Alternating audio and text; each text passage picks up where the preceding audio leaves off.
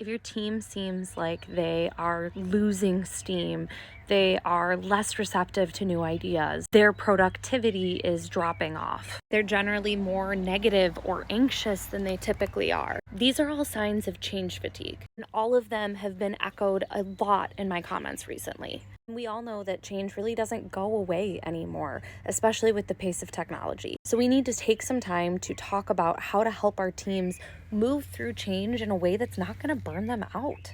Of course, I can't make a video like this without first starting by saying that any change that you're implementing has to have a really strong vision and why behind it. But even with a vision, you can still burn out your team with too much change if you're not managing the rest of the process the right way. The very first thing that you absolutely have to do if you don't want to burn your team out with the amount of change that's coming towards them is make sure that they have the right timeline, budget, and resources allocated to actually achieve the desired outcome. The minute that you strip one of those away from your team when they're trying to manage a change, the minute that their anxiety is going to skyrocket. They're going to become really apathetic about trying to make the change happen because they know it's unrealistic. So assuming that your why and your vision is there, you've got the right budget, timeline, and resources, then what? Well, then we go back to my kind of bare bones change management components and pick up at communication. I say this pretty regularly, but you absolutely have to communicate the good, the bad, and the ugly. Your timelines keep changing, but you're not communicating why.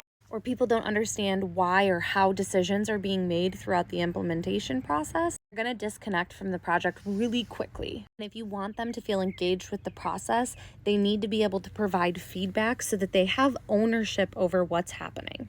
And then we head to the last and final stage of what I call those bare bones change management components, and we start to celebrate the small wins. Change takes an enormous amount of effort from your team, and the longer that change process is, the more demotivating it's going to be if you're just waiting for the final outcome. So make sure you spend time rewarding people for the work that they're doing along the way. This doesn't have to be anything spectacular. It can be sending an email or a message to let people know and acknowledge that you see the work that they're doing. Or it can be bigger things like a gift card or a raise or a bonus. But even when those things aren't realistic within your budget or whatever for the project, just even acknowledging the work goes a really long way. I think a large part of the reason that we see so much change fatigue today is because companies aren't doing these bare bones components of change management. First and foremost, make sure that you're setting realistic expectations, providing enough budget and resources, and then move on to those 3 bare bones pieces.